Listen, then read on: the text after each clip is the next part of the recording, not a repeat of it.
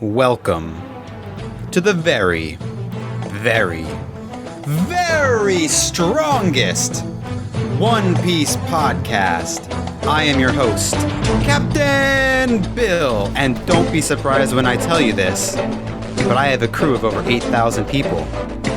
But here with me today are just two. My Nakama on this voyage through the Grand Line, First Mate Justin, and Lou the Glue.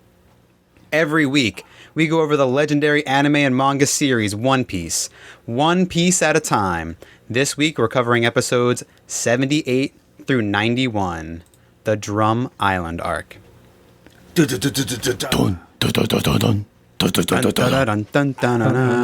didn't see a single drum on this island. I was very disappointed.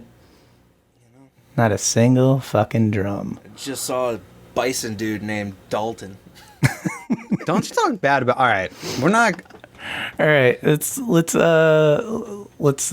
into the check-in before you start talking bad about Dalton. I gotta shut this down. So much shit on Dalton. Fucking kamikaze bomber looking ass. Anyway, how you guys doing? First of all, his name is Dalton. Don't disrespect him. No, sorry, you were disrespecting Eric, I think, last week. Whatever his from... Let's not get into Dalton versus Eric. Yeah. So what's been going on, guys? Bill, I don't know what's wrong with me where I'd rather be like I love being first. First of all, Captain, I love being first mate. This is like the perfect position for me. It's like just enough authority, but I'm not like in charge of, I don't have to make the final decision, but I still get to be in charge of Lewis. That's exactly where I want to be. But you gave so much. That's a good dynamic for the two of you guys. Exactly. Yeah, I don't even really listen to him. Exactly, which is just like every other time I've ever been a manager in my professional career. But you gave so much hype to the Lou the Glue that I was like, oh damn, I want to be a something to something. You can't be a glue guy, all right? I know. I don't. Lou ate the glue, no me. Yeah. Lou's been eating tons of glue. You already took my middle name. What more do you want? I've been eating Elmer's glue since kindergarten, all right? I earned it. Middle name sucks. I can't even spell it half the time. They say, what you mean? That's the decision you made. I know I did. And I stand by my decisions no matter how bad they are. You can take another one. I got two more if you want. Oh, that's good. That's good. I think I have like two more also. Being Puerto Rican, I think I have a second or third middle name. You don't know all your middle names? I know one is Quiles. Quiles? Yeah.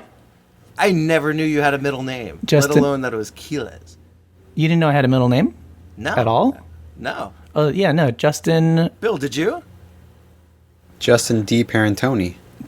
Justin De Parentoni. De Parentoni. No, it's Justin Michael Quiles Parentoni. Whoa. That sounds spicy. I like it. It is, yeah. That's I like it too. You should start going by it. Just like the whole name. No, because then people are going to see it and they're going to be like, fuck this guy. What is it again? Justin Michael Quiles? Yeah, Quiles Parentoni. It's my mother's maiden name. That's awesome. Bill, do you have a... I know you have a middle name. It's D. Wrinkle. Yeah. Oh, it's Arnold. That's right. Yeah. Arnold. Oh, Bill. Hey, Arnold. I'm so sorry. Arnold's respectable. Cool. Yeah, I'm joking. Yeah, Arnold's great. He's... Because you could shorten it to Arnie. That's even... yeah, that's good. That's awesome. Bill Arnie. Bill Arnie. Yeah. Bill Arnie, how you been this week? What you been up to? Been good. I finally finished playing Yakuza Kiwami. Any updates? And, yeah, it got a little bit better towards the end. I finally figured out how to do some of these special attacks that I couldn't figure out how to trigger earlier, which did make some of the fights a little more enjoyable, though ultimately I still feel like the game was a slog to get through.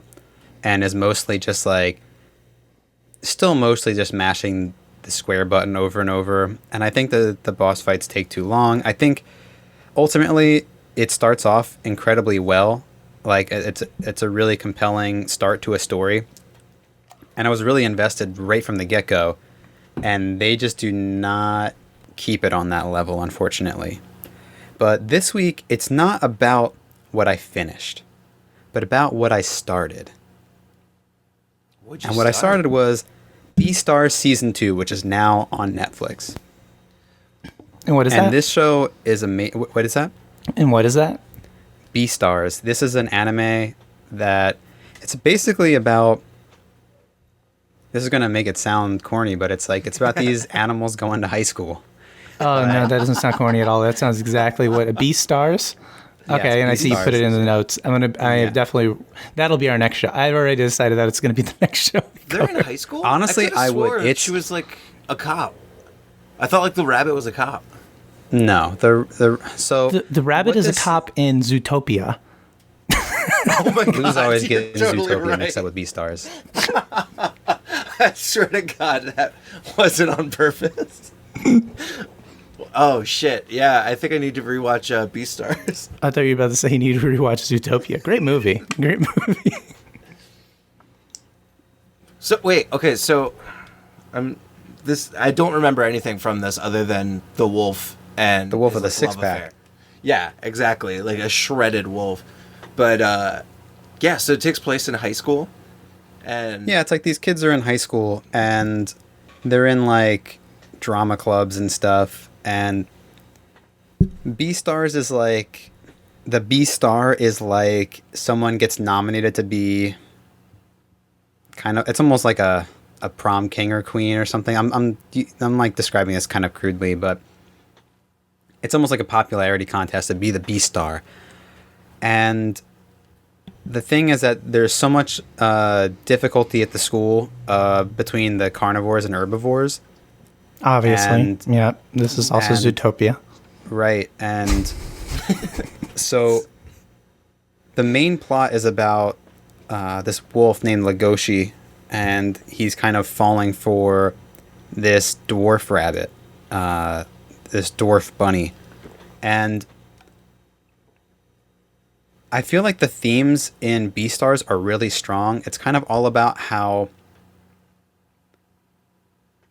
what it is for like people to experience you as you exist in your body, almost like they judge you as what you look like, and they have expectations of you based on what you look like. And Judging you could use this prejudices. you could use this to apply. I mean, obviously on the show it's about animals, but you could use this to apply to either your gender presentation, things race like or- race and ethnicity, all of Class, these things. Yeah, class. And it's kind of about how people experience you, and how that can be different from how you see yourself, and how you want to see yourself. And also a lot about what are your sort of innate, like your sort of like primal brain versus like how you need to act in the world for things to be okay. Like how to exist in society, versus like sort of your reptile primal brain. And it just creates a lot of these interesting scenarios, and with a cast of characters that I find really, really likable. And the animation is great. And I actually went through, because normally I'll watch an anime, and then if I want to post something about the anime somewhere, I'll go find like the stills from the manga, because normally the manga looks cooler. Just like the way the artists like render everything. But I looked at the manga for Beastars, and I think the anime actually does a better job of rendering these characters. Maybe people might disagree with me there, but I think the manga looks kind of like not expertly put together. Like I think the story is great, and maybe like the animators take it that like next level, because I think the animation in Beastars is really cool. It's almost like has like a little bit of a 3D animation to it, but it's done really well. Is every character in Beastar ripped and attractive? What's that? Is every character like ripped and attractive? I don't think so. There was a lot Are of they, like sexy hippos? Well, my favorite character, and actually, this is great that I can talk about this now. We got name dropped a character in these episodes of One Piece, Oh yeah, we Crossover did. for Beastar. Blackbeard. Yeah, we did. We got name dropped Blackbeard, who obviously we can't say a whole lot about, and we'll talk more about once we get to that part in the anime recap. But Blackbeard is one of my favorite characters in One Piece, and is hands down my favorite villain of any series of all time. And part of it is like the voice actor does this amazing job with this character, and obviously he's written really incredibly well. And there is a great character in Beastars, this panda that smokes cigarettes and has guns and shit, and like is in the mafia. In high And school. he has the same voice actor as Blackbeard, and every time he comes on, I'm like, fuck yes. Are you saying he's a better villain than Wapul? Wobble. If you let's just say this: if you say, are you saying Blackbeard is a better villain than, and then insert anything in that line, I'm going to say yes. I think Blackbeard is the greatest villain of all time. Okay. Damn. Those are pretty high You marks. better do some atrocious shit. Lou, you're getting close to it.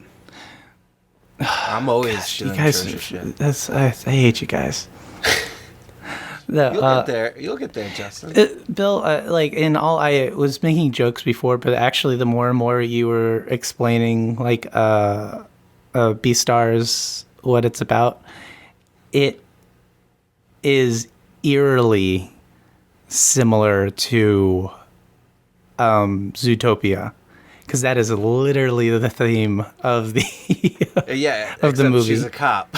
No. It's like your primal instincts and people's prejudices against them based on what you are, based on being a carnivore or a bunny who's a cop, and it's just and every like respect of the totem pole, like of society, everybody has these different preconceived notions. Zootopia is more. It's like a Pixar movie, right? It's Disney animation. Yeah. Yeah, I think that it's probably similar in some of the themes, but I think Beastars covers more adult subject matter. Like, for example, the dwarf bunny. So she's a dwarf bunny, so she's small even among rabbits. So she's like a very vulnerable herbivore, and she's more sexually promiscuous, which fits like a bunny theme, but also it's kind of her way of dealing with her vulnerability is like having power over these sexual scenarios. And so her character has like all these little things through that. And yeah, and then there is like a black market subplot of like these, animals that have like kind of like a black market, and they're like run by a mafia, and they're basically they can sell meat to the carnivores through this black market. And so it's sort of about who gets abducted, and one of the characters that you find out that's one of like the popular kids at school actually was bought from one of these black markets while he was a kid. Like, he was basically there to be turned into meat, and this other herbivore who is kind of like somehow involved with this underground like black market bought him and like gave him a good life. And so yeah, there's just like his hand and a cigarette. Gave him a new life. Sorry, I'm quoting The Departed. I want my life back. You know what animal person that I think doesn't deserve the respect? It's a fucking bison. Don't even I really want to do talk it. about Dalton. We'll talk we about ready to Dalton. jump right into these We'll talk episodes? about the wind. We'll talk about the wind. We are going to talk about the wind. Because what follows the wind. I wanted to talk about what I've been playing, Returnal, on PS5. So this is like the first. Is this a PS5 exclusive? It is a PS5 exclusive. Yeah, so that's what I wanted to bring up. That is the first game that I played on my PS5 that is a PS5 exclusive. Not like having a PS5 version of it, because I have a whole bunch that are, they just upgrade you to the PS5 version, which you think isn't like that big of a deal until, you close the other one, you open the new one up, and you're like, oh shit, everything loads instantaneously, and everything looks super pretty, like a lot prettier. You said Returnal's like a hard one too, right? Well, it's built to be hard. It's a roguelike, and I don't know if... it's a roguelike? Well, no, that's not for me. Well, it's interesting because I'm not really into roguelikes usually, but the way this one's structured is that the death is part of the sci-fi element.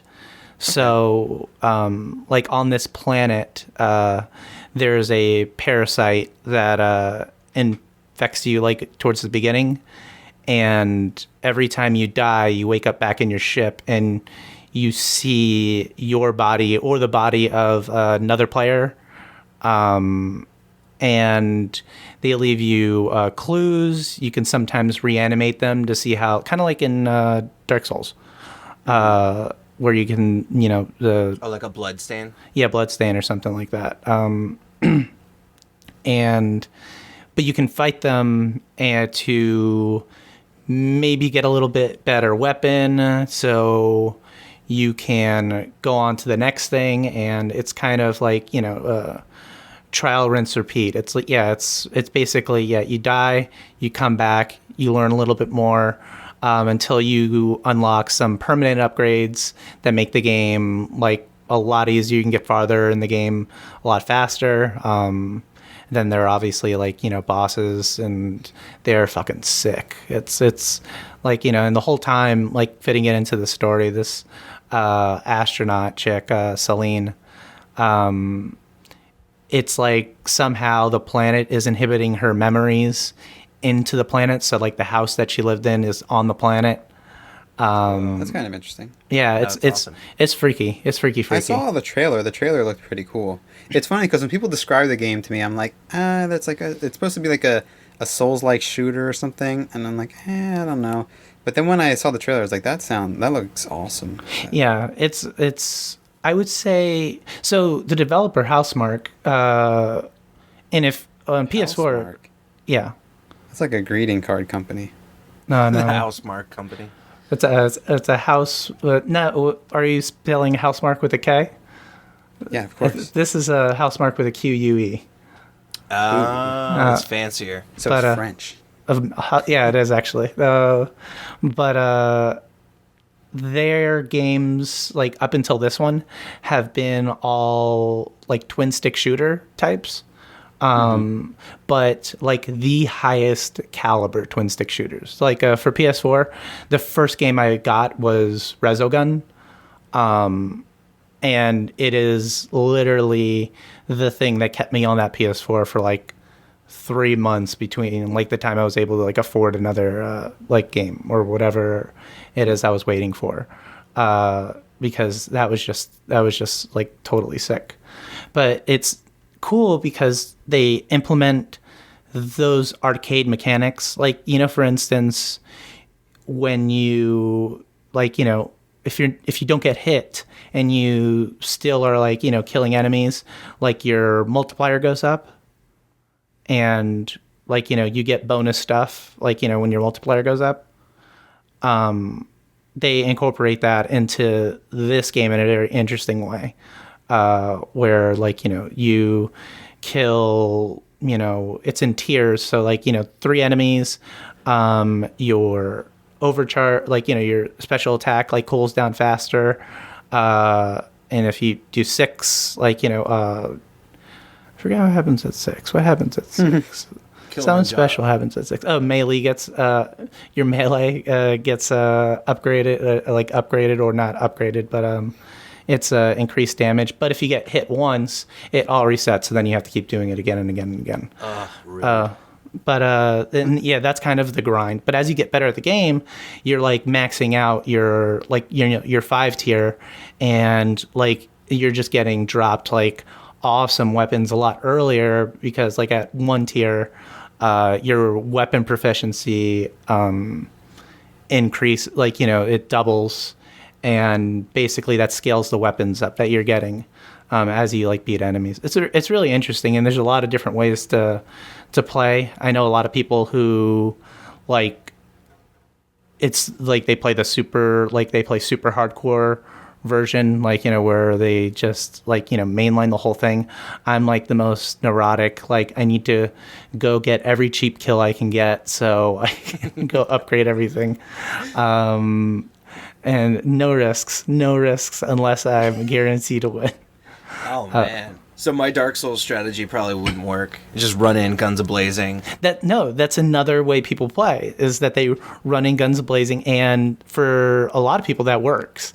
Because like, based on your momentum, it's kind of like in Dark Souls. You know how, Bill, in Dark Souls, you'll see like a telegraph when enemy's about to do something, like a move. Yeah, so it's like that, where you'll see like this thing will like grow bright orange, and then they're about to come in for a melee attack, so you hit them with your melee attack first because it's faster. So you do that kind of stuff, and then that's an easy kill, and then you do like, you're basically learning these different like strategies to beat these different guys, and obviously they're like in swarms, so you'll be in some stages where there's like 20 or 30 of them, and you're just, you're picking them off one by one, or going guns blazing. You can get the shoddy Bugatti, and then like, hell yeah, with speed and power. With speed and power. And yeah, and then they all have like augments that you unlock. So like, even though there's probably, I've only come across like 6 different weapons, even though I know there's more, each of them has like 5 or 6 different like augments that make them like, you shoot somebody, it explodes on damage. So somebody's nearby, they do that, and it's really good. And the systems are really deep, and beautiful game. I absolutely love it. But what I also love is One Piece. Yeah. Damn right you do. So, do you guys want to go into our newest arc? Our newest arc, yes. And before we go into our newest arc, they gave us a little closure on Little Garden right at the start, which is beautiful. How'd you feel about knowing the story behind Bragi and Dory's fight? Well, didn't they allude to that during the arc? Where they're like, doesn't that sound familiar? Like fighting over the food, just like Sanji and Zoro. Yeah, but they didn't show you that sweet reveal until episode 78. Yeah, where the mountains were actually 2 of the sea monsters. They were having a dick measuring contest over. Oh, I thought it was cute. Yeah, No, I love that explanation of the landscape. Yeah. You know me, I'm a sucker for landscapes, maps, I know I'm jumping Charts. ahead. Them giving me the names of all the different numbers. Bill looked at me, he's like, oh, Justin's going to love this. I just like all of a sudden pants unzipped. Yeah. Just to breeze, just to feel the breeze. You finally got to see number 4. Yeah, my eye was twitching. Because before, at one point, they were showing me number 2. I was like, oh, all right, so you're going to show me number 1, number 2, but I still probably are not going to get, and I got number 4, good. Yeah, I was waiting for it to just be like, number 4. We had our fingers number crossed that they 5. wouldn't show number 4. Oh, yeah, no, you guys were waiting and hoping. Well, it's just going to make good podcast content, when you're upset no. about who's number 4. Who is number 4? And they gave us a lot of other things I like. They gave us world government stuff. I'm a sucker for that. Mary Jo, the first time we see Mary Jo, I think. Who's that? Mary that Jo is king? the Holy Land. That's where they have the reverie, the meeting of all the kingdoms. Oh, okay. Yeah. What's the name? What was the name of what's her face's dad? Vivi's dad? Nefertari Cobra. Yeah, that guy was boss. Yeah, guy rules. He Love- literally love that is guy's his hair. boss. He does rule.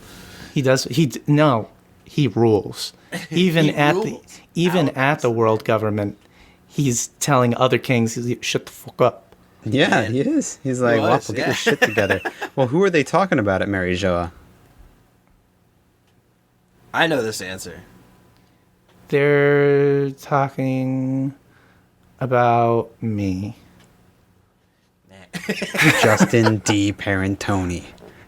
Pirate Talking about the leader of the Revolutionary Army, Dragon. Dun, dun, dun. Oh, I didn't know that. Did they Yeah, mention that's- dragon?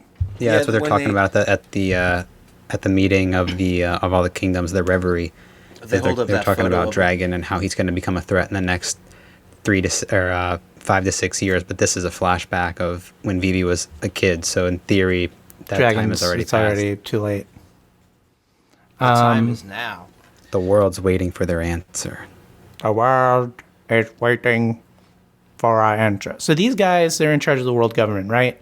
So these guys are the world government. No, the people that you see there, those are the leaders of the kingdoms of One Piece. They are not the head of the government. Okay, so that's another thing that we'll see eventually. Yeah, so the reverie happens I can't remember how many years, like every 2 to 3 years, something like that. Yeah, they mentioned it in the arc. I forgot what it was either. Yeah. But this is like when the all the kingdoms come together, and it's super fucking sweet every time you get to see some of it. A shout out to Vivi for not starting a war, you know? Yeah, Just took a backhanded slap. for a child champ. getting hit by an Yeah. adult and not telling someone. We shouldn't be promoting this. No, his I was name n- is Wapple.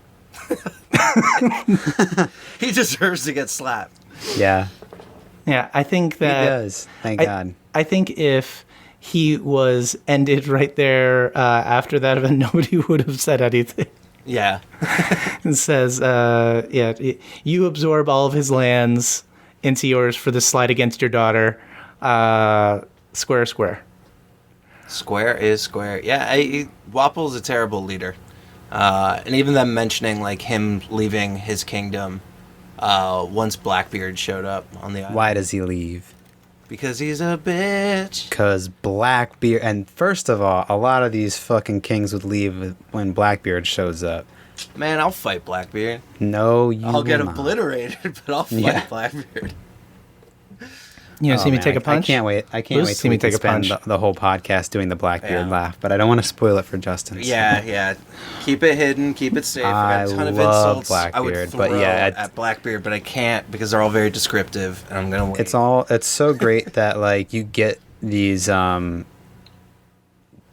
things that, and I think Lou, you can probably get my back on this, is they're mentioned so subtly that you wouldn't think of it as the big deal that it becomes, but like Yeah. in terms of like what it means for these characters, but like you get the name drop of Blackbeard, and Blackbeard was here, and then you get the name drop of Ace, and Ace was here, and he's looking for Blackbeard, and so there's like, you're like, oh yeah, there's some conflict between these characters, but like that, you know, it's mentioned so early in a way that you can kind of easily forget it, and I don't think, you know, I don't remember that plot line was introduced this early on. Lou, Yeah, you same. can- I definitely didn't remember that, but I mean, then again, I don't remember most things. But yeah.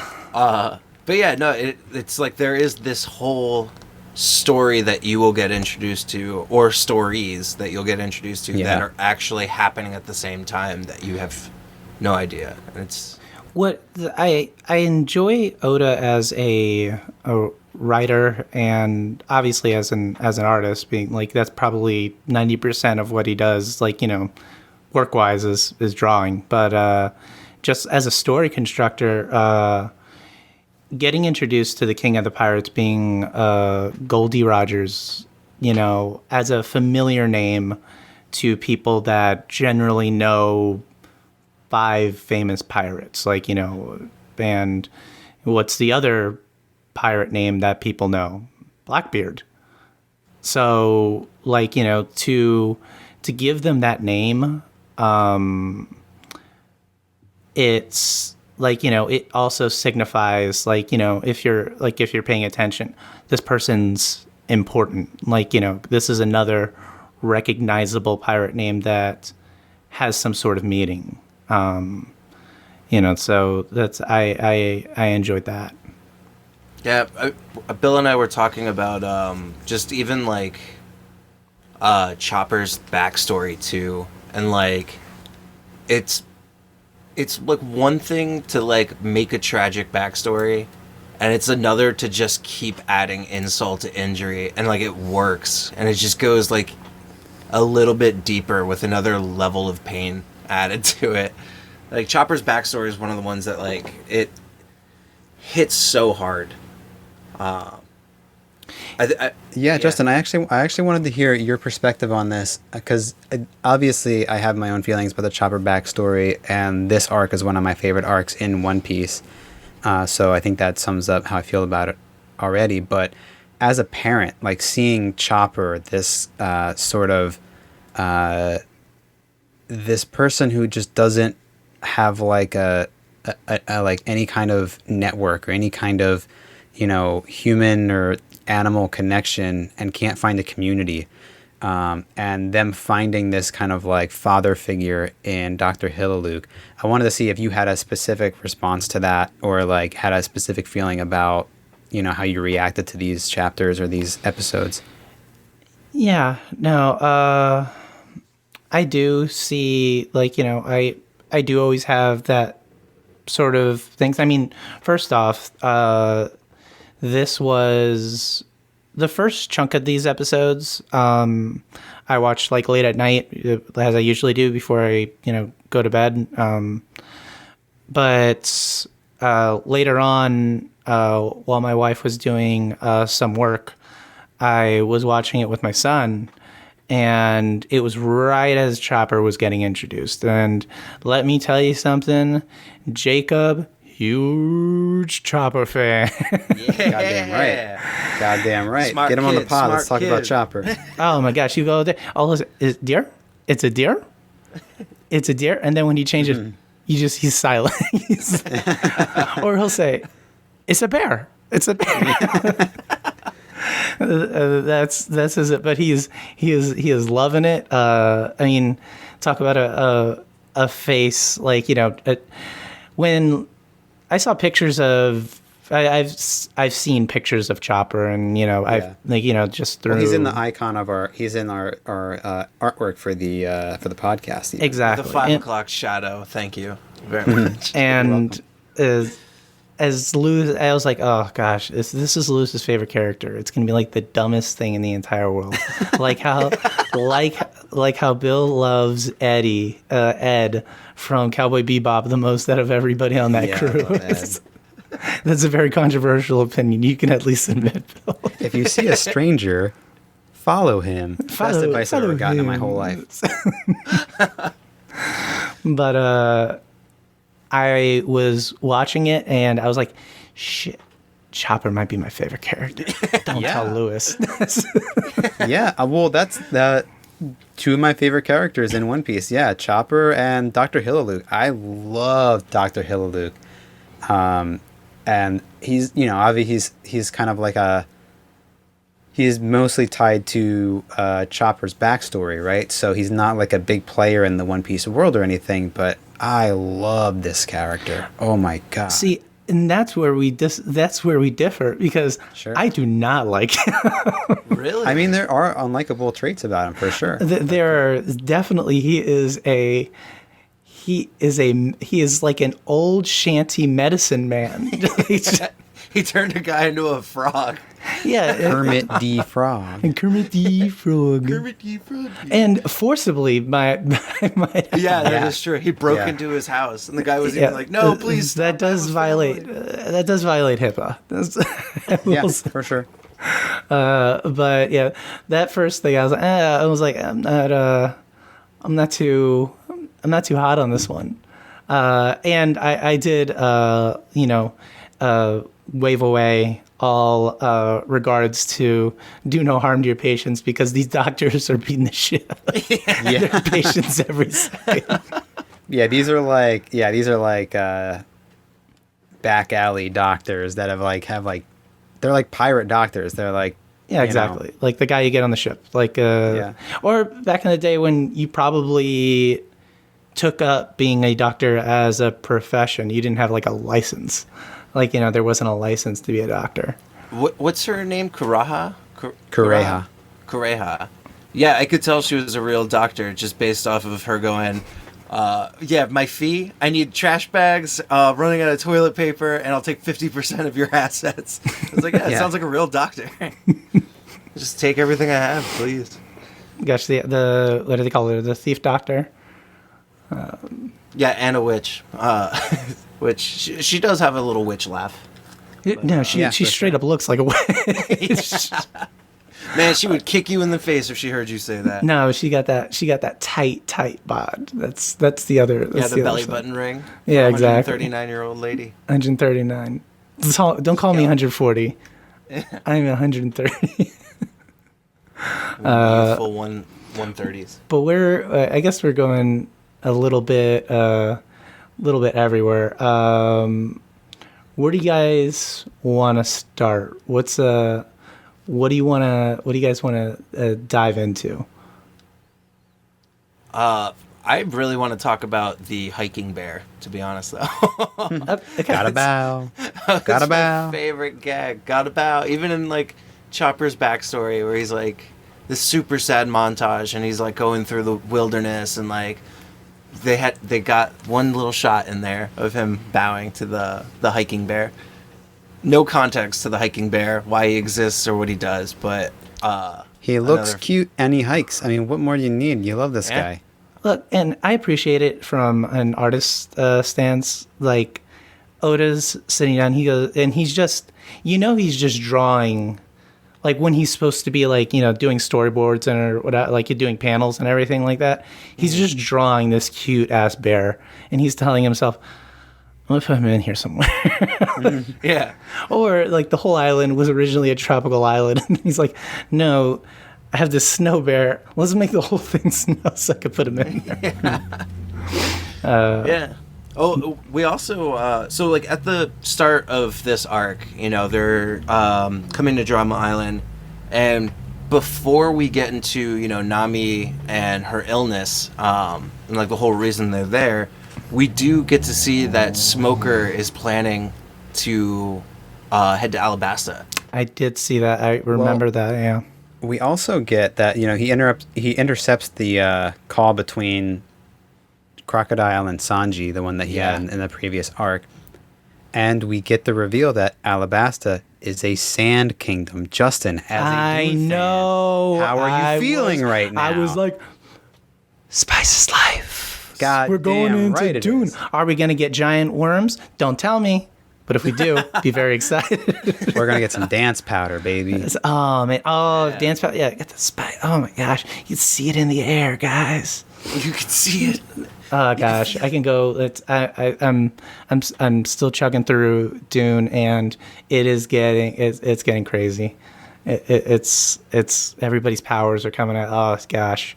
Well, talking about crazy and powers, it's kind of fucking mind-blowing to hear that Blackbeard had taken over that entire island with just him and 4 other people. So his power scale has to be through the roof. So what I like about them saying that he has such a small crew is, who does that sound like? Luffy. So that I was going to say Hawkeye Mihawk. Hawkeye Crew of one. True. Crew of one. The smallest crew. Well, we don't know. Maybe Hawkeye Mihawk has someone in that coffin that's on his ship. Okay, crew of 2. Crew of 2 max. Yeah. But I actually missed that whole part of why, like, they were like, the what's his face, the king left the island, and I didn't know that it was Blackbeard that kind of kicked them out. Well, Blackbeard came and they didn't even fight. They just retreated immediately. And I like the characterization for Vivi here because she's so appalled because she is, a part of the royal family of where she's from. So this lack of leadership is particularly appalling to her. That it wasn't like, oh, we're gonna fight for the citizens. It's like, no, he's like, I'm out of here. Yeah, I see this guy's strong. I'm just gonna leave. I'll come back later. Live to fight another day. Yeah, Wapple's just a fuck. I'm gonna keep calling him Wapple. I know it's like Wapule or whatever, but No, it's Wapple. You're right. hell yeah, goofy Waffle. ass motherfucker. Yeah, he sucks. Wapple the awful. Even just like what a dick move to like Wapple the awful. Damn. just to like remove all the doctors in the kingdom too, and just keep 20 to himself, and maybe he'll charge you to use them. Yeah, I mean, it's particularly evil, and I think it's as people living in the U.S., this is something that resonates with us. This sort of monopoly on healthcare and like healthcare to the exclusion of certain people. Yeah. I mean, obviously, it's an extreme version of that we're seeing in the One Piece world here, but one that I think is felt nonetheless, where it's like, oh, you can only get healthcare if you're willing to do all of these things, like when in Kureha's world, that's an insane payment, but in with Wapple's rule, where he creates this monopoly, it's like, oh, you have to basically kiss the ring and like grovel at my feet, and maybe I'll let you use this the Ishii 20. And I feel like Wapple needs 20 doctors because for two reasons. One, he's eating parts of his ship as part of his daily diet.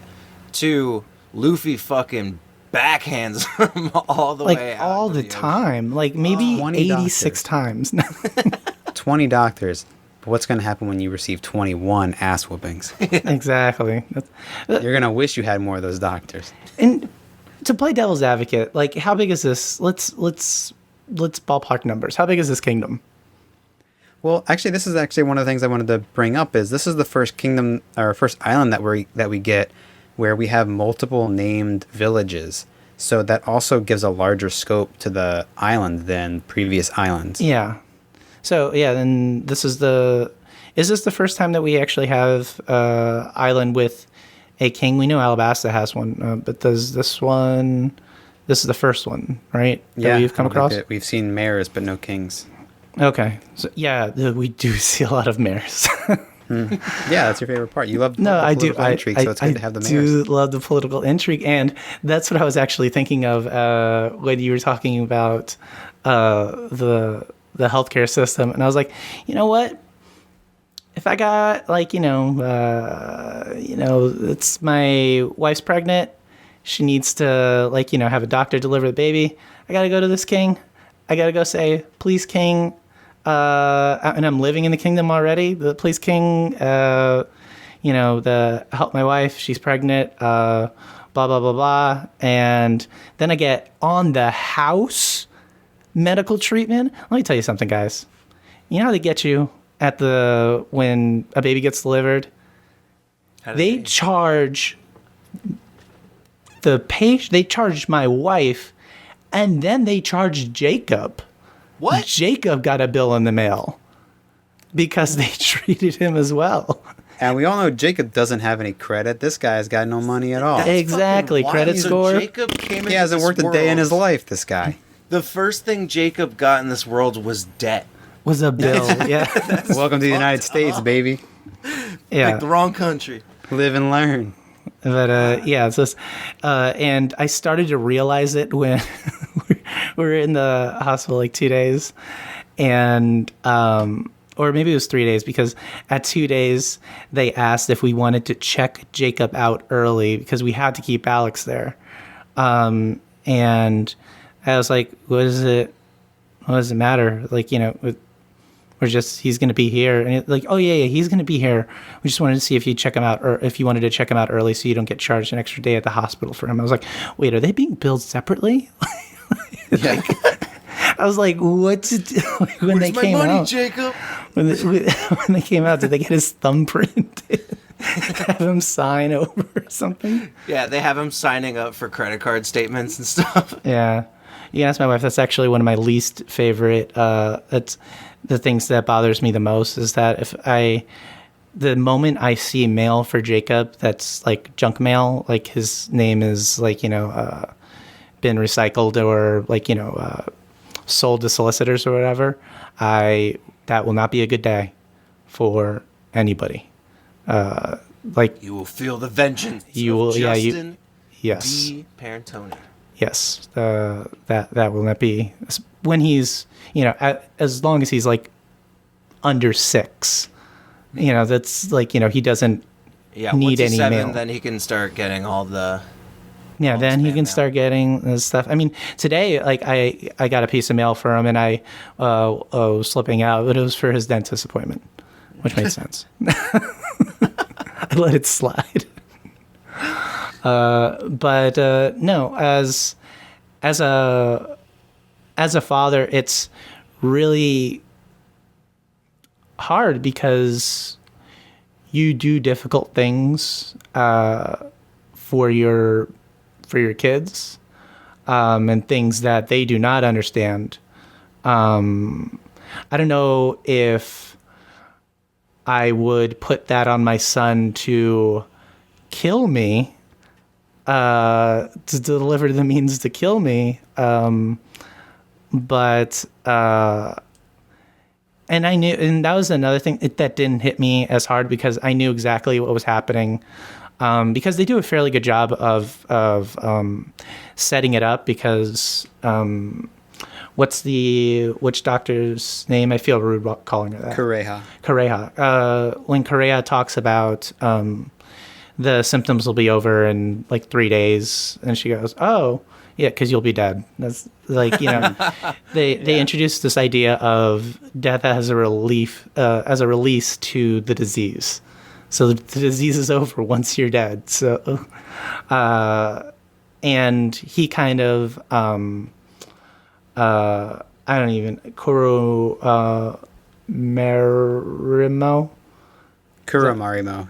Yeah. So basically, you can think of it. Kuro is black, and Marimo is like a moss fruit, like a green moss fruit. So Kuro Marimo, he's like black moss fruit. Okay. And Kuro, like Captain Kuro. So he was Captain Black, right? So yes. Kuro Marimo. So Kuro Mario, he. You called him Kuro Mario too, which I think is hilarious. Mario. It's a me, a Kuro. Okay, well, a few things I want to drop real quick is we get some screen time of Mr. 2. Yes, at we the beginning do. and end of this. Little Mr. fancy 2, foot. Bon Clay. I love this character. It's maybe I shouldn't say. Actually, I shouldn't say too much yet about Mr. 2. I will say stuff about Mr. 2. Yeah, Mr. please 2, do. dope. He is so chill, so cool. I love his style. I love his moves. I don't even know what his devil fruit power is. But Do toi. oh gosh. When he hits you with that 3-piece combo, that un, deux, trois, you don't want to be on the other side of that. Gosh. You know, I Japanese love Mr. 2. Japanese translated French and subtitled in English. welcome to The One layers, Piece, baby. man. The layers. Do we ever establish like why the bunnies are so angry? The Shaun White rabbits, like the snowboarding. Yeah, avalanche because they rabbits. kicked the baby. Yep. Did they? Oh, they did. That's By right. mistake. Well, no, the baby started it. Yeah, the baby started some shit. Yeah, It's just a rascally kid or whatever. Got booted by Sanji, which is Little not, rascally this is kid. not a light kick. This is Sanji. It's a Sanji kick. Sorry, guys. Yeah. That is true. So we seen him kick through buildings and shit. So, the baby. And Heavy we know that the boots. healthcare in this island sucks. So the parents are like, well, first of all, you kick my kid. All right, Then fair. who am I going to take him to? I got to bow at this guy's feet. It's not a good Well, look. now they can't even. Well, at the time they couldn't even Yeah, do that. then he's because not he has- even there. So they're like, there's no doctors other than the witch doctor, other than Korea. So And she's like, you got to go to her. Which, I mean, honestly, Korea will take care of your kid, obviously, but she's going to make you hate it. That's the healthcare system. That's actually that they will take care of you, but you will not enjoy the process. Oh, another thing that we got at sort of the first, I feel like the first 2 episodes and the last episode had a lot of good, like, info dump moments. We get that the islands stabilize the weather of the One Piece of the Grand Line. So, and then we get that they're each in their own sort of class of climate. And that's also why the Grand Line is so unpredictable, because it's basically all these climate systems crashing in on each other. It was 16, right? It was like a 4x4. Yeah. So a summer island, but they each have their own versions of spring, summer, fall, and winter. So yeah, that was very interesting. I love that. I love And I knew you were going to love that. I said that when we were watching. I was like, oh, Justin's going to love this part. But to be fair, I also love that part. And what I also love, I've been noticing a lot during this watch through that I've never thought about before, is Oda clearly has a brand name clothing line in this world that we see a lot of the characters wearing. We see Helmeppo wearing these pajamas. We see Zoro with a winter jacket by the legendary designer Daskoi Panda, which I never noticed that Zoro's jacket has DKP on the jacket, which Daskoi Panda. I need to get on the Daskoi Panda shit. I need to get some clothes. Sign me up. Anytime you see the people in the background, you'll see it like fairly often too. They're usually wearing some sort of Daskoi Panda merchandise, and there's usually some like crew drawing of a panda. And if we're if we go back to what we talked about last episode with Oda probably signing the literary rights away, or some of that stuff, he came back with the merchandise. That's how you get it. That's what George Lucas did. It was not Star Wars. It was sequels, and I want a piece of all the merchandise, and that's how he became billionaire, George Lucas. So Oda should come out with a clothing line. I would rock all of that. And I was thinking the whole time, I was like, oh, we have desert outfit Zoro, we have desert outfit like a G.I. Joe. We got all kind of shit coming up. Oh my god, you're gonna love Alabasta, especially if you're in the middle of Dune right now. I feel like that's a great time for you to be experiencing that arc. Do we get a lot of shawls? Yes, you do get a lot of shawls. So many shawls. Yeah. I'm all about shawls. That's what you say about Justin. He's all about shawls. That's always, man. It's the people don't realize that's the best way to keep cool. You think putting stuff on top of you is going to stop it? No, it keeps the sun out. This is his favorite. So we've talked about the bunnies, the Lapins. We've talked about the hiking bear, but we haven't talked about my favorite non-main character animal yet, Robson. Yeah, you were really the snow hippo guy. Yes, the one he was wearing, rides. or he was riding, right? Yeah. Oh my gosh! Look at this Luffy guy. Sent flying. He was. Robson didn't deserve it. Justice for Robson. He honestly, definitely did not deserve that. Luffy, he's playing a little fast and loose with who he's hitting right away. You know what part I totally forgot about that existed, that when I saw it again, I was like, oh no, I remember now. And it's Luffy climbing up the mountain in the cold. Already, kind of freaks me out. His knuckles all busted up. Yeah, just cold fingers, cold, toe tips, and just sticking them in the crevices was already bad enough. But then there's those shots where his hands slip and he's just holding, and his nails are being ripped up and blood's coming out. Why isn't he using some of those gum powers? Stretch them fingers up. Well, he can't be launching around with holding Sanji and sick Nami. Yeah, that would have ended up looking like Usopp's swollen face. But I mean, you put it at 2%, right? And you have a little bit more flexibility when you don't get the crunchiness of being frozen. Never considered. Well, I think this is Luffy's climbing Kami's lookout kind of moment, from Dragon Ball. I felt this is definitely a Dragon Ball reference, original Dragon Ball, not Dragon Ball Z. And I think they do a great job of portraying the brutality of it, and you really like you really feel for Luffy while like what he's going through. And then when he gets to the top, I love this moment where you get and like Chopper has like a quick flashback of like when Luffy got to the top, he's like shaking and like he's like basically frozen, and he just reaches his hand and grabs Kureha, and he says, the only thing he can say is, "They're my friends." And oh my god, that always hits me so hard. I always get choked up because it's like he grabs her to like let her know like this is you need to save them, like this is important to me. And I also want to, like, even before that, I really enjoyed Sanji explaining to Luffy, don't fight right now. If you're gonna, if you're gonna protect Nami, you cannot fight. You can, like, it will kill her if you do that. If you get hit, if the extra exertion or whatever will kill her. So you can't do that. And it's like one of I feel like it's a real growing moment for Luffy, because he's always been kind of a punch first character. But with that, added thing is like, if you're really going to protect your friends, you need to do this. The princess also mentions it too. She's like, you're not being a good captain. She let him know, and she, which is nice because it's actually one leader speaking to another, which is a nice perspective. Aw. Yeah, Luffy's growing. For sure. Kind of.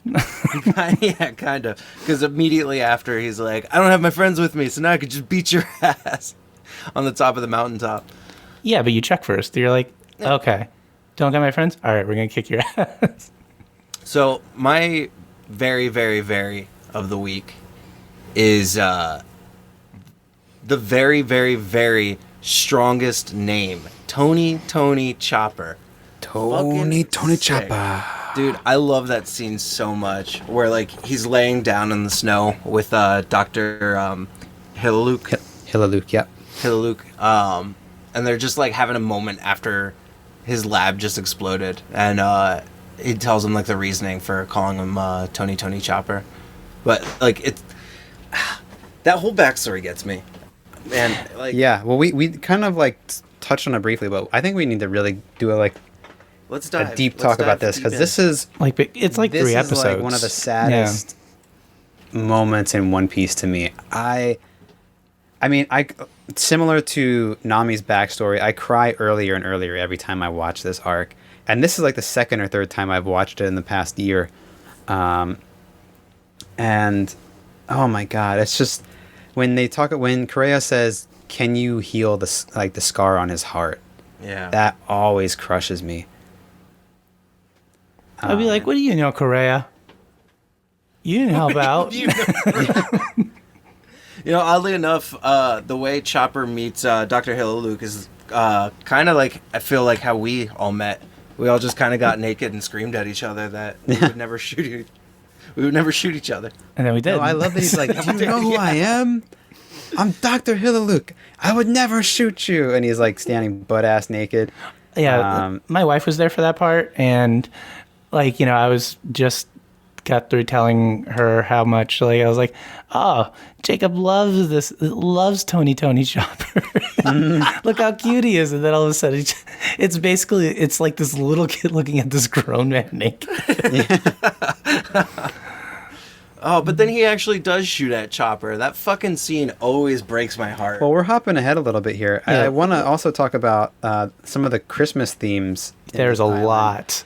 But the one that I want to, because we're keeping with this flashback here, is that Hilaluk comes down the chimney.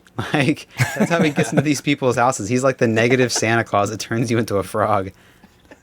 He's there with presents. He's like, I don't take money from sick people, and then just like immediately like hits you with a syringe. With a needle. Yeah. The guy screaming, no, please don't. I have a family. And like the idea of him giving him medicine is so fucking funny. Let me ask you this, Bill. You've seen this more than all of us. like, in your opinion, is he a good doctor?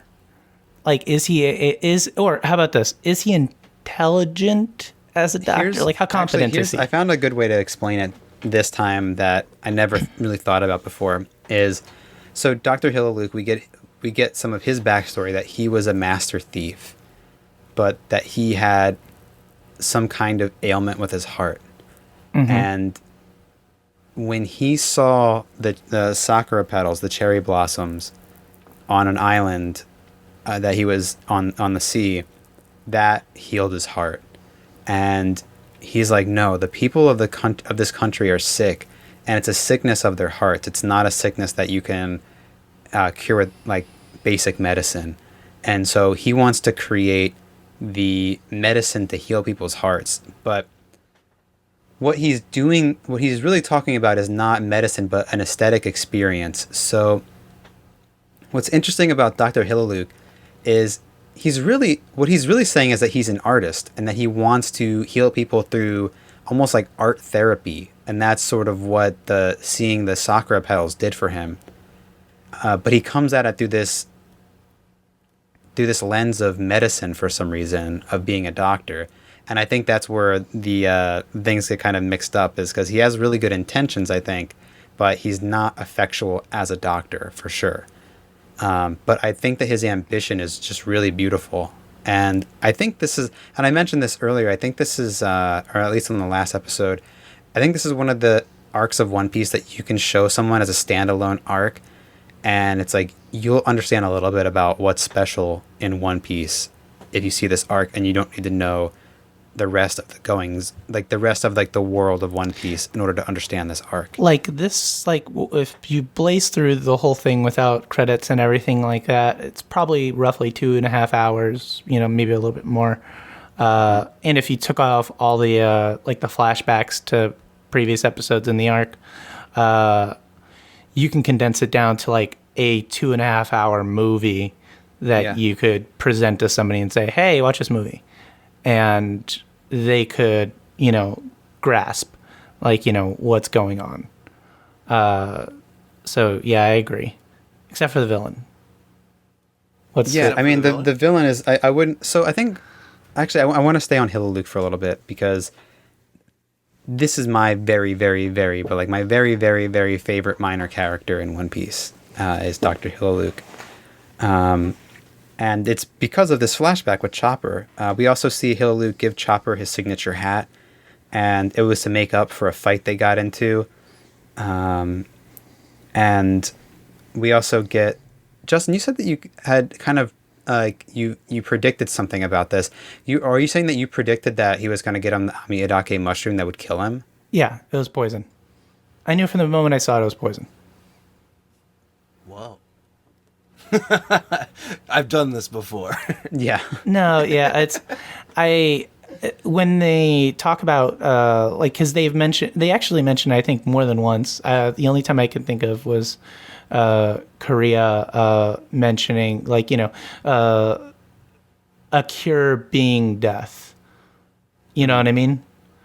That's also an interesting poetic thing I didn't think about. Yeah, so like Chopper gives it to him, and explaining it to like, Nami that way in a separate scene. So a Chopper giving it to Hill, not knowing that the cure that they're actually talking about is, like, poison, which he had to give him because he was going to go commit suicide anyways. So.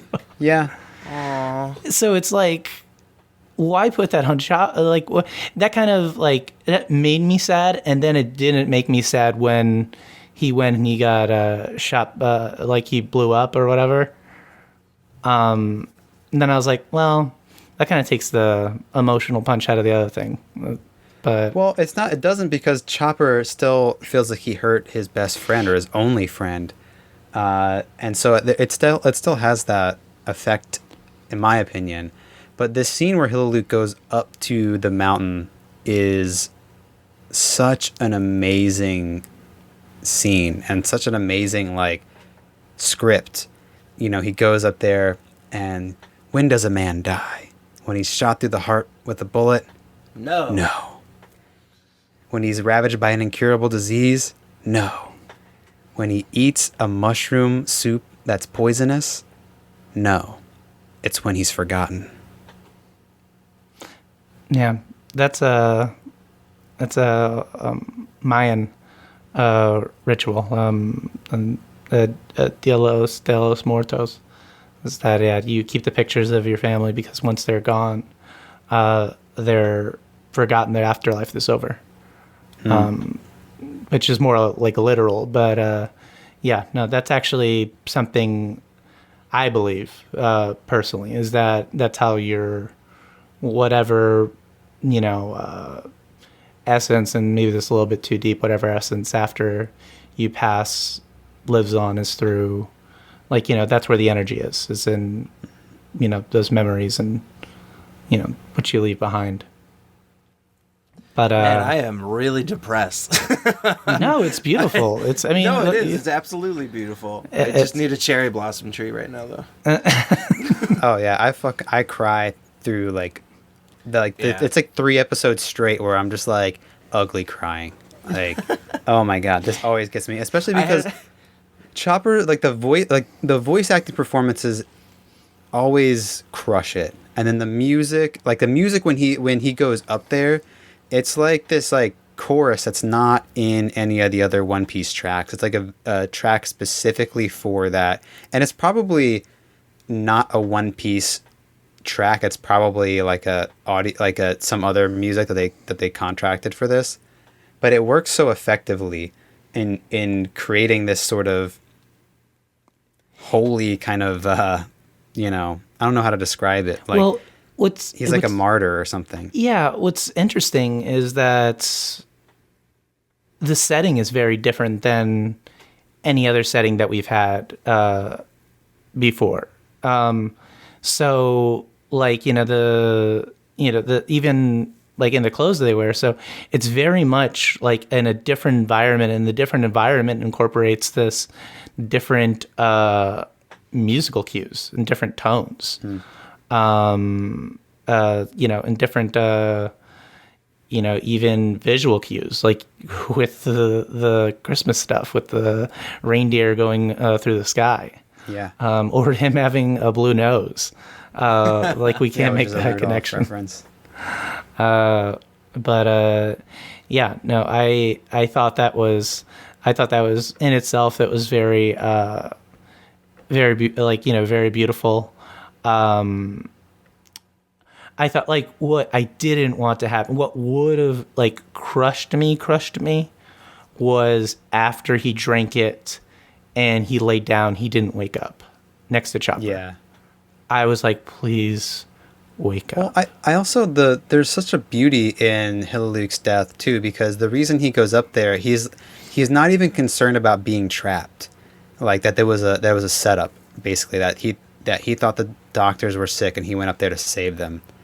When he gets up there and he's like, oh, no one's sick, he's like, well, thank goodness. And this really affects, you can see all the Ishii 20 doctors are blown away by Hilaluke's I guess altruism is the word. And also you get characterization for Dalton here, because after his speech, Dalton is so moved and he's like, do you think it's the same for a country? Because Dalton is also Dalton's struggle is, he's a knight with a wrong master. He's kind of like who was on the Bratier arc? Gin. He has a similar thing to Gin, where. But he's way more torn up about it than Gin ever was. He's extreme to the point where he's actually defected. He's actually not. He's on the other side, legitimately. Where Gin's a little bit more torn between the two. But do love that. Do love that Oxman. Yeah. So Lou, go ahead and try to rip up Dalton right now. Oh my god. Okay, look, Dalton. Because you're gonna look pretty bad. Dalton is a ripping up character. good guy Dalton. He's a sweet character. He's a sweet guy. That's all fine and dandy. I'm thinking in the grand scheme of things, right? Where you have all these different devil fruits, and Dalton happened to get one that just turns him into an ox. That's not He's that not great. an ox, man. Actually, he is an ox man. He looks badass. I'll tell you. Badass, but I feel like it's totally not useful. Like, I don't think that would make you a better fighter. What are you talking about? Yeah, We're talking about people, like, okay, you've got some devil fruits where, like, people can be heavier or lighter on a whim. Somebody can, like, flick booger bombs at you. You got a rubber dude. And then, like, oh, that's Dalton. He can be a buffalo. So Like- what Lou is dismissing right now is literally all Zoan devil fruit types, All which the is transforming utter ones? nonsense. Yeah. Because literally your favorite character in the whole series has a human devil fruit. Which, what's that good for other than polluting the fucking planet? That's Like, true. this is- I was trying to figure out earlier what would happen if a human ate a human fruit. Like, would they be able to replicate? Like Bill was saying earlier. He's like, No, they I could think replicate. so. was I thinking think they'd get what schizophrenia. you would do is you would be able to have different forms of a human. Just you would be a human, but you could be a baby human, like Chopper's like baby. baby. You could do sexy jutsu. Yeah, kind of. You probably do Sekijutsu. Yeah. Well, you only get 3 forms, so then I guess what are the 3 forms? If you have the If Oh, you're a the human with fruit human- as a do- human, you get you do baby, super- middle age, and No, you get Old super man. buff. You get super buff guy.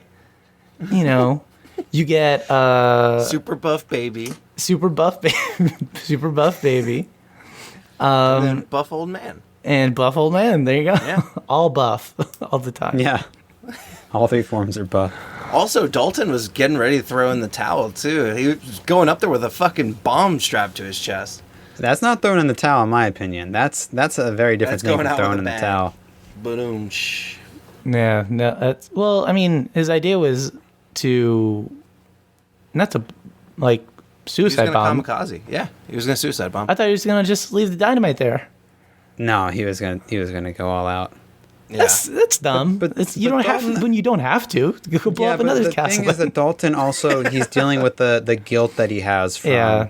being part of Dalton's like crew, and that's even one of the first things that you hear him say is when Wapol comes back, he's like, "Listen, why don't we all leave together? Like you definitely don't belong here, and I also don't belong here because of what I did in the past under your rule." So, and you can see that Dalton, even though everyone wants him to be the new ruler of Drum Island, he doesn't want to be because he feels so much guilt. And it's not until sort of the end of the arc that he resolves that. After he sees the cherry blossoms. Goddamn right. That's a Greek myth, Canonicles. The general who doesn't want to be a general. That's what they said. George Washington was like this. He did not want to be general of the greatest country in the entire world. Man, so USA. kind of like George Washington. Just like George Washington, similar jaws. But yeah, Lewis, I'm gonna stop Yeah. you also and say that fucking Oxman is awesome, man. Like Thank you. He is so cool, and I'll take that over Munch Fruit any day of the week. Tell him. Please tell him. Or okay. You know what? Fuck you. You can be an ox. I'll be the munch fruit guy because you know what? I could turn into a house, and that's pretty cool. You basically turn into a Final Fantasy VII boss fight, like, where you have You different guys were forms. talking about this the other day too, weren't you? Where you're like, how many things are there where you have to like fight a giant house? Oh my gosh, no, this gave me Final Fantasy vibes so bad.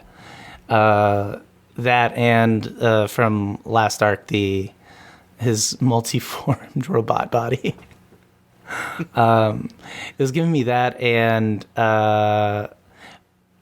Robotnik vibes. Definitely Dr. Oh Robotnik yeah, I can vibes. see that. Yeah, it's just inside of this machine. But Yeah, that's I did as I rag on him as a villain, but I did enjoy him every time he was on screen. Yeah, I think Yes. I think he's not a cool villain. He's just a very unlikable character, and I don't think that I think his plan is like evil enough, but not like brilliant in a way. Like he's not like the most brilliant schemer of all time. I think he's just like, I think he like serves like kind of the exact purpose that he needs for this arc. It's like he's not like an all-star villain, you know what I mean? He's not the kind of villain that you're like after the show's over you're like, "Oh, Wapple was amazing," you know. Yeah, it's when you have it's very interesting, like creating stories where, I mean, we literally had 3 episodes of Chopper's just backstory being told to us, and that's where you saw the heart was of this whole episode or this whole arc. And you're right that he fit that bill perfectly. Yeah, with a fantastic payoff of getting to watch him get punched in the face like 3 different occasions. Oh yeah, I thought fantastic. Since he had that jaw, the metal jaw, that he was going to be somehow related to So it's Alexander Alexander Morgan. all these metal jaws. He's gonna need a new one after that bazooka. Oh yeah, I love that. We're jumping ahead, I guess, but like that Luffy just tees him up. Like he's like literally just placed like a golf ball on a tee, and Luffy's like, "I'm gonna reach all the way back on this Gum Gum Bazooka." Oh yeah, he's like, he said, didn't he say something like, "You need to get ready for this." Like, Yeah. I hope you're ready. Yeah. But I thought he said you could be Vice King or something like that. I thought that was a pretty funny line. Vice King.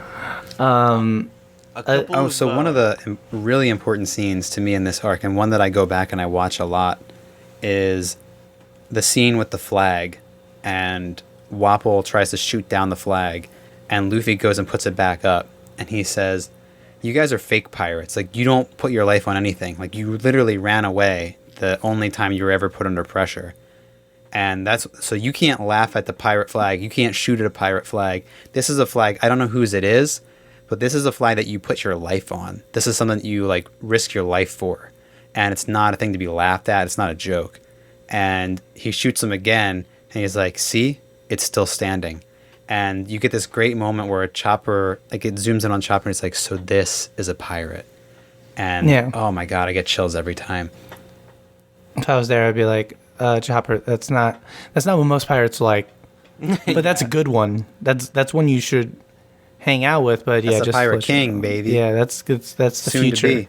Can we talk about how fucking cute Chopper is for a second? No, that's the best part of this entire arc. It's so good. He's the way so he hides, number one, which is fantastic, where he peeks his head behind a wall, but his whole body is on the opposite side. it's Yeah, he does cheating. it like the inverse way. Like he's supposed to put his whole body behind the wall, but he puts his body out in front and just puts his head behind the wall. I It's- always fall. It's cheating how cute he is. Oh yeah, he totally like leans into it too. The thing that always gets me too is when somebody gives him a compliment. He'll be like, "Oh, shut up! You don't know anything. You're just being a jerk and being sweet to me." And you're like doing like the little butt wiggle. And he's just blushing, and you're like, fucking "Oh, cute. give me your." But Give me your Chopper hat. does have his rumble ball. Every time there's Yes. a Chopper fight from here on out, and you see this motherfucker pull out a rumble ball, dude, it gets me so amped every time. It's going down. Let me ask you a question about the Rumble Ball. Like, is this like a sensu bean thing where it's going to be convenient when he's about to fight and then it's gone all of a sudden? Does he have a limited number of them, or what's the dealio with? So he can only use basically one per fight. It has a 3-minute time limit. And so the zone devil fruits, which we didn't say much about this, but they basically introduce another devil fruit type in this arc, the zone types, which is like an animal type, where you basically can transform into 3 different forms of whatever that animal type is. And So what the Rumble Ball does is it lets him get four more different transformations. It's like basically he used his like medical science to create something that augments his devil fruit power, so he has more options in a fight. Yeah, get them big arms. Yeah, That was my he's got favorite one. Arm point, jumping point, guard point, and brain point. I wish Point. Oh, where he becomes a meatball. It's Oh yeah, that's super Lewis's defensive. favorite. yeah, it's 100% my favorite one. Well, we gotta obviously talk about brain point, where he's gonna shoot a beam. He's gonna shoot a beam. I thought he was gonna shoot a beam. Then when Luffy said it, I started cracking up. Yeah, No, he's definitely gonna shoot a beam. It's a beam. Everybody that comes out with their power, Luffy thinks it's awesome. Yeah. He says it out loud. Well, also, and because obviously they're making a Dragon Ball Z joke here, or like, any other kind of anime that would have this kind of power. And I love that Sanji's like, what the hell? What do you mean a beam? What kind of beam? Because that doesn't exist in this world, right? No, it doesn't. And I mean, I think they're paying homage to it more than anything, because Luffy obviously loves it and he thinks it's cool. So, Luffy thinks it's cool. So well, we also get the homage of like I was saying earlier, where he climbs up the mountain. That's like the Dragon Ball climb up Kami's lookout. So yeah, there's definitely a few little winks at Dragon Ball in this arc. yeah, that's a Dragon Ball, or the mythology, climbing Mount Olympus, all those True. sort of things. Maybe he watched Free Solo before he wrote this arc, and was inspired by that. Yeah, no, it's I know we are going all over the place with this one, but I like what we're doing. I like when Luffy goes inside to get clothes, and he's looking for clothes to wear, and then now he's like, "Use my clothes," and he goes, "Your clothes are ugly." Yeah. They're better than yours. And he goes, oh, okay. He goes, yeah. And he comes out and Sanji's immediately mad. He's like, you stole Nami's jacket. What are you doing? Yeah, that. And Sanji. So, this is the first time that I've seen Sanji being maybe a little bit questionable. Stepping over the line. Yeah. Maybe a little bit when he falls all over and he's gawking at Nami's boobs. Yeah. What makes me a little bit Yep. Is that he compliments her on it, signifying that, oh, I'm saying this, I am paying you a compliment. I'm whatever your reaction is, I accept. That's not forcing it on her or trying to be. Yeah, he kind of just goes for it though, which is not the move. I mean, he goes for it. I mean, he sees it, he notices it, and he says it. Well, he's like, oh, well, if I could just have some of your warmth, and he puts his face towards her boobs. Oh, that was not pro move there, Sanji. Yeah. Which, I mean, but then he also has that part with our witch doctor lady, where he calls her lady. There's no way to treat a lady. And I'm like, And she's like, oh, you're starting to get it. yeah, you're starting to get it. Sanji, starting to get it. Cut to 2 minutes later when they're dragging Sanji's fucking lifeless body out from the castle. Anytime that Sanji is made to look not smooth is always super good. Yeah. He's just being dragged out because he's got a spine injury or whatever, and they're like, we don't have time because we have to hop on the sling and get out of here. And then there's also when they're going down the avalanche, where Sanji has a lot of great moments this arc. One of my favorite things in any form of media is where they mix match characters that don't normally team up, or you haven't seen them team up in a while. Yeah. So I liked the Luffy Sanji team up this arc, because it's usually Luffy and Zoro, Well, that's one of the great things about One Piece in general, I think, is that each of these crew members have their own relationship with each with the other. other ones, yeah. And it's always funny because, like I mean, I love the way a lot of the characters relate to Chopper in particular, but yeah, like Luffy has his own unique relationship with all these characters. We got to see the Usopp Vivi relationship, which was pretty funny. Like, you know, Vivi kind of calls Usopp out on a lot of these things, and Usopp just like proudly is like, she's like, "You don't know where we're going, do you?" And he's like, "Yes, I don't." And she's like, "Well, why are you so proud of it?" Like, there's like a lot of these like good little moments between the two of them, and then like one where she's like slapping his face and his face gets all swollen.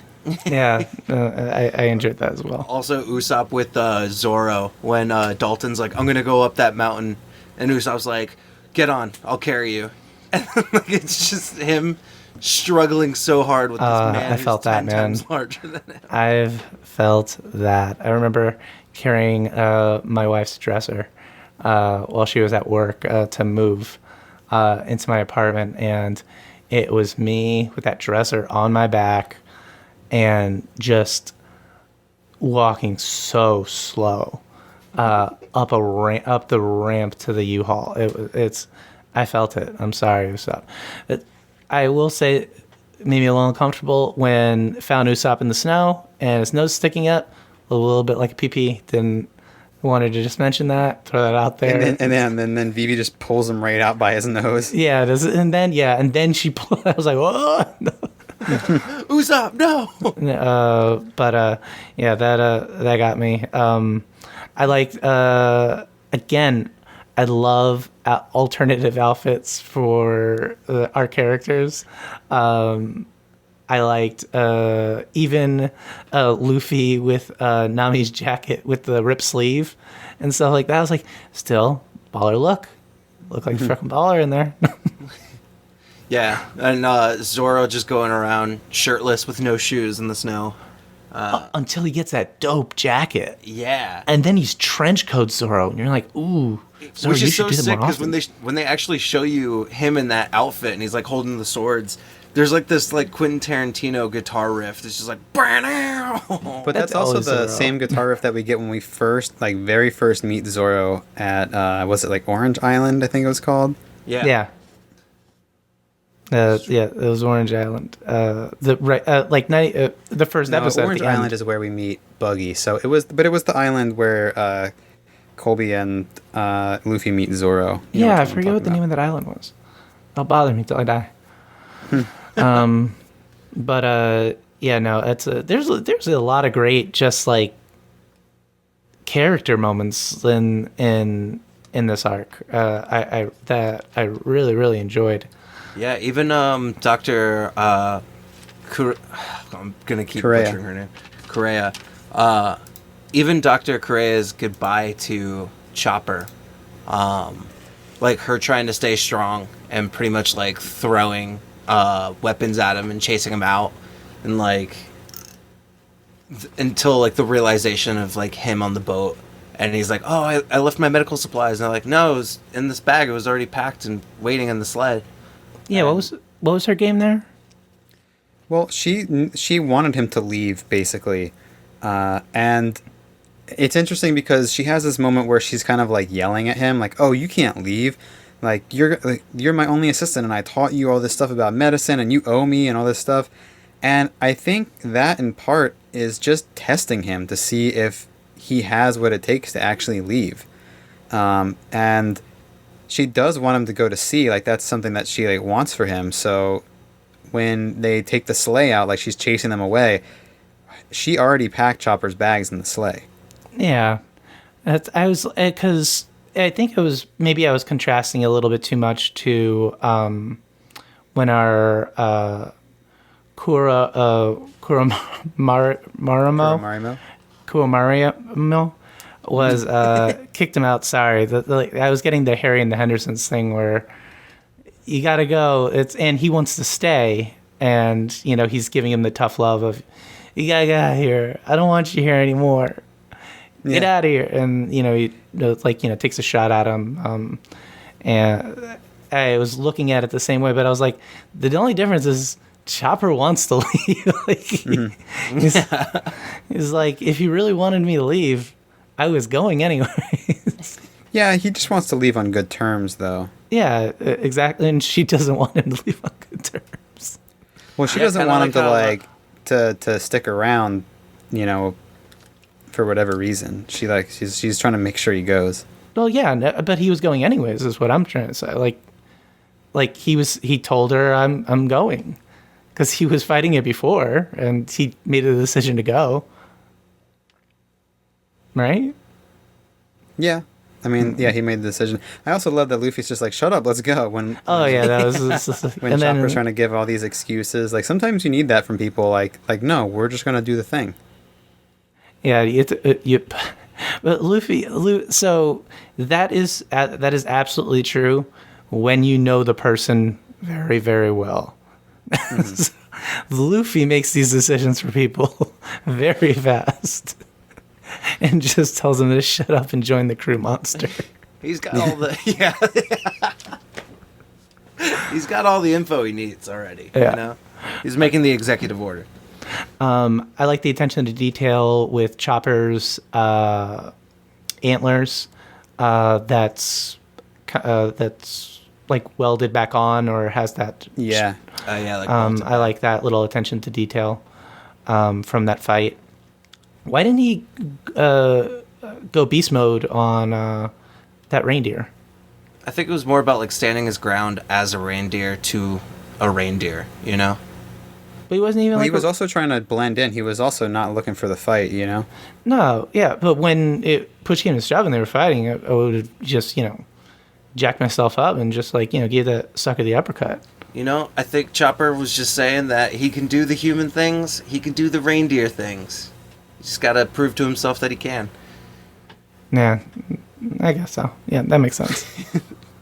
Yeah, we'll go with that. No, it's well, there were some points where I was wondering why he was fighting in his kid form, which is the form I prefer him in all the time. Yeah. But then he becomes super beefcake Chopper. Yeah. And I'm like, oh my goodness, he is a little bit too good looking. I get flustered when I guy saw is stacked. Yeah. Yeah, he is, and He but not be looking good.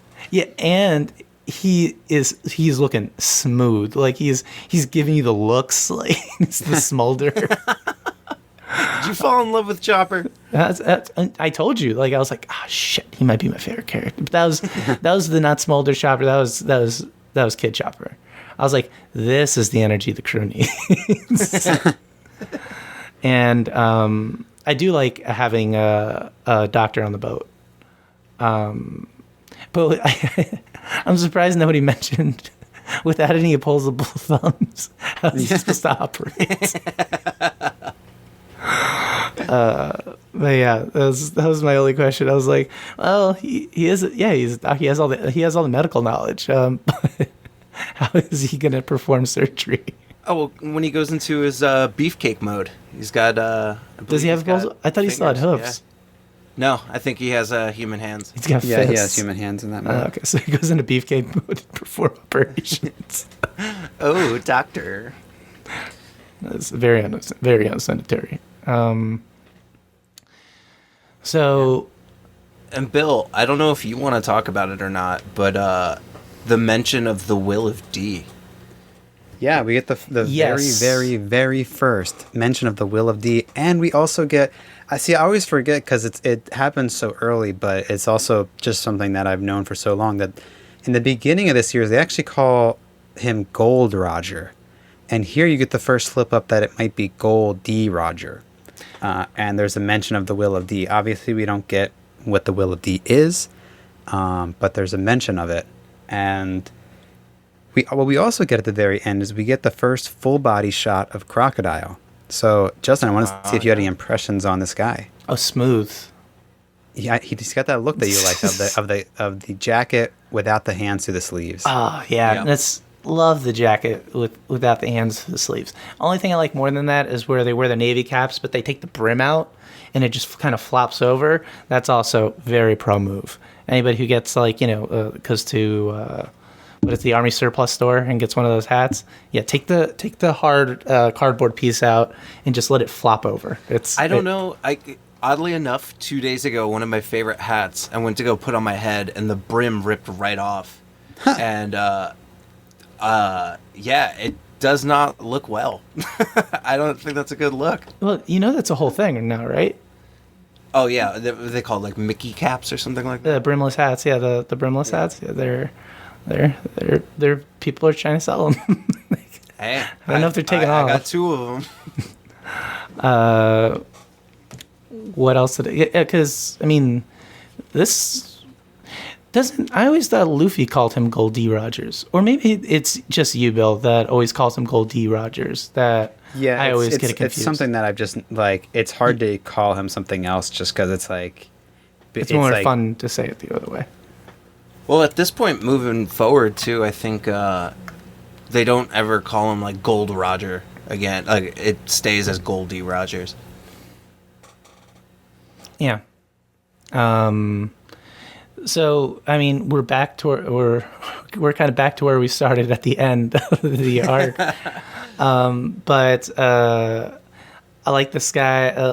These. I always like how at the end of arcs they do these little teases. They do like 4 or 5 little teases of different things that are coming up. I do like that they showed at least like photos of the warlords. Yeah, the Baroque Works members. Oh yeah, the Baroque Works members and the warlords too. They didn't give them names, but they said they explained the warlords and they showed at least 3 or 4 of their faces. I don't know if those are actually like ones that we will see, or if they're just like amalgamations or something like that. But I do remember that part honestly. But yeah, I enjoyed. So, what can do? We want to talk about this guy Ace? What's his deal? Because he's also looking for Luffy too, right? Well, one thing you might notice about Ace is the day that he comes to the Winter Island, it doesn't snow. Oh shit! Can we talk about the wind? Can we talk about the lack of snow? Yeah, Ace, he's got 10 days on Alabasta. He's looking for Blackbeard. That's about as much as we know. But what we do know is that if they tell Luffy that Ace is looking for him, Luffy will know who he is. Or can I put this out there as a personal theory? Sure. Having never watched it. He said the Straw Hat, right? Mm-hmm. What if he's talking about Shanks? Ooh. Oh. Because he might know Shanks as the Straw Hat. But not pirate. know that he gave the straw hat to someone else? Yeah. That's Big C. It might not read Twitter and know who's the new Straw Hat. We better tune in next week, buddy. Yeah, I'm sure that's probably wrong, but I did like that interpretation. For a while, I thought it was Shanks. I was like, well, we're only seeing one arm. We're seeing this guy only with one arm, and he's in the dark. So. Oh wait, no, he's got 2. He's got 2. He's got 2. He's got 2 guys. It's not Shanks. Everyone, calm down. They wouldn't put Shanks in a scene. I don't care. They put Shanks in anything I watch.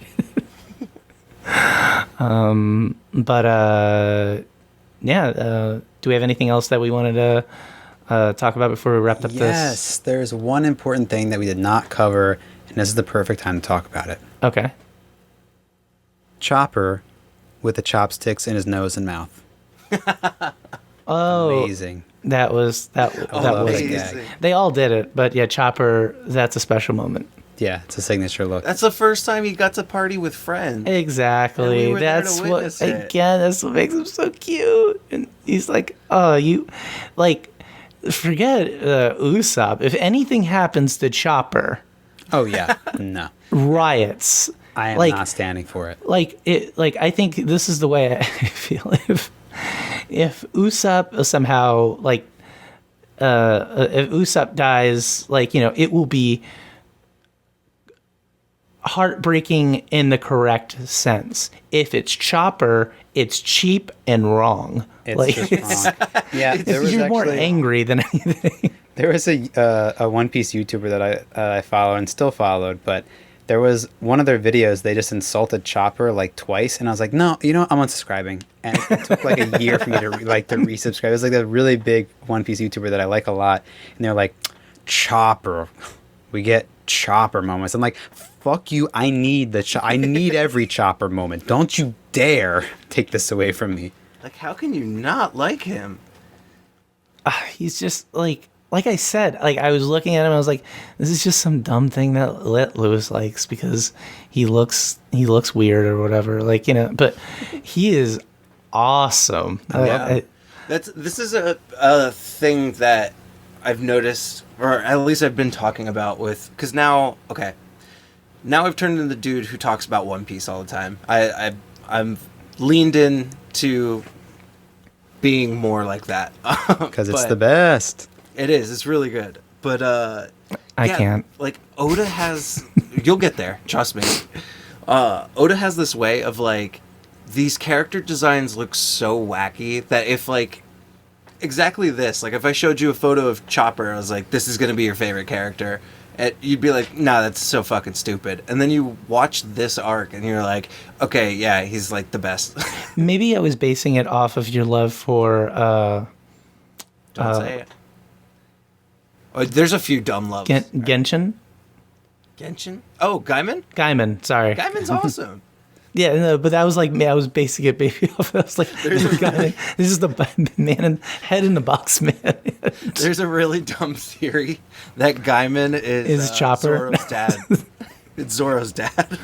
Oh gosh, wouldn't that be? Well, fantastic? you say it's a dumb theory, but Lou came to me. He was like, Bill, is Gaiman Zoro's dad? And I was like, what the fuck are you talking about? And yes, he is breaking it here on the very, very strong. I was like, I don't know, man. Like, Zoro doesn't know his dad. They both have green hair. Yeah. Does Zoro not know his dad? I mean, as far as what I can guess is that He's never mentioned. Yeah, we've never seen. He's never mentioned. Yeah, it's like Zoro Luffy's. just walked in one day and was like, "Fight me," and then he was there. Man, that's how it happens. But what is going to happen next week, Bill? So Next week's episodes, we'll be covering episodes 92 through 103. This is the very, very, very beginning of the Alabasta arc. Oh, so this is where it starts. We're getting right into it. We're jumping right in, baby. Okay, so we would call this Alabasta Part 1. Get ready for And is it safe to assume for the listeners that this is going to be a lengthy one?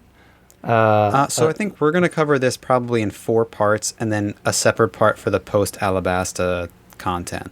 Okay. All right. So it's probably going to be in 4 parts.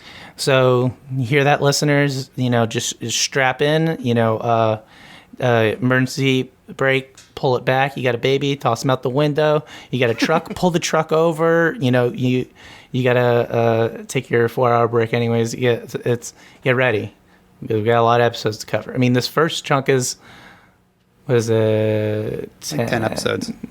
No, it's 11. Dun dun dun dun dun dun. Yeah. All right. So that is a nice chunk, but I'm excited. Like, you know, this is I was familiar with the Alabasta arc as a concept before watching the show.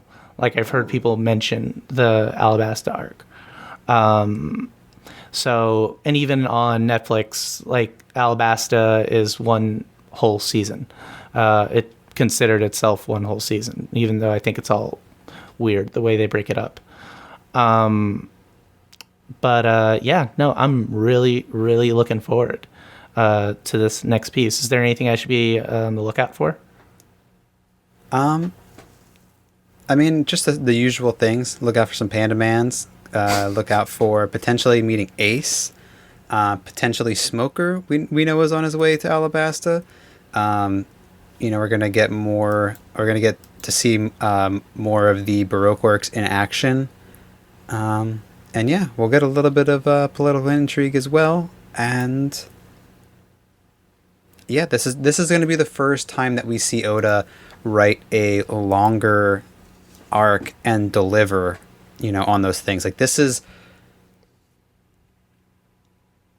like his first attempt at like a really long, like on one island arc. Because the length of this is going to be about as much as like the first set of arcs up to the Grand Line, up to Arlong Park.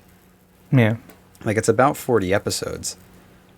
Okay, all right. So yeah, this is it's funny because I've actually heard people describe like this is like his first like delivering on the promise of like I can write this longer arc and like doing it really well. And then I've heard someone refer to Skypiea as almost like a victory lap for him, which Skypiea is probably my favorite arc in the whole series. But I do love Alabasta, and it's always a joy to go through these episodes. Yeah, that's really funny. That's like the them considering him delivering on the promise in comics nowadays. It's like, for instance, like Batman. Every single person that writes Batman, like you always have an interview with them and they say, hey, what do you want to do with Batman? How's your Batman going to be different? And they always say the same thing, is because everybody's actual Batman they want to write, they say, I want to write Batman the animated series. I want to write one-off Batman stories that begin and end in the same issue, and it's a great story. But they always end up writing these 12, 13 issue, like long, grandiose arcs that just go on forever, and they're good. It's just they never end up getting back to the episodic nature of what they said they wanted to do. But so that's funny. That's the contrast there. But what's more funny is Lewis. Mm-hmm. If I wanted to check out the show, where would I go? So there's this address you mail into, and then we actually record each episode over and over again on different tape cassettes, and then we mail them out to our subscribers. There you go. Are we doing that yet? Okay. The postage, Okay, gotcha. Crazy. Oh, word. Oh, so in that case, then you're probably going to want to go to Apple Music, Spotify. How many other places are we? I think we're like on like 7 different stream sites. We are live every Friday on Apple Podcasts, Spotify, Pocket Casts, Google Podcasts, YouTube, and Den Mushi. We currently have our Instagram up at Very Strongest Pod, and Bill has been killing it with the posts. So if you're looking to find out when new episodes post, obviously you subscribe to any one of those places, and as soon as the episode is live, it'll show up in your feed. Rate, subscribe, please, on any of those podcatchers. It really, really helps visibility for the show. And right now we are 100% word of mouth and begging as a distribution method. So all of that, we would really, really appreciate it. And if you also the Instagram again, you like what's going on, go blow it up. Let's make that the new spot to talk One Piece without spoiling me.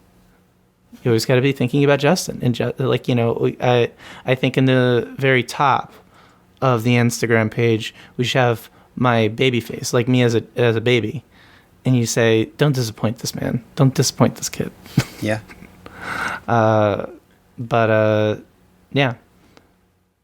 It's maybe because when Ace was showing up earlier, I thought maybe it was Shanks, but maybe when the director was casting the episode, it was supposed to be Shanks. And you know what they say, when Shanks says no. I'll see you next week.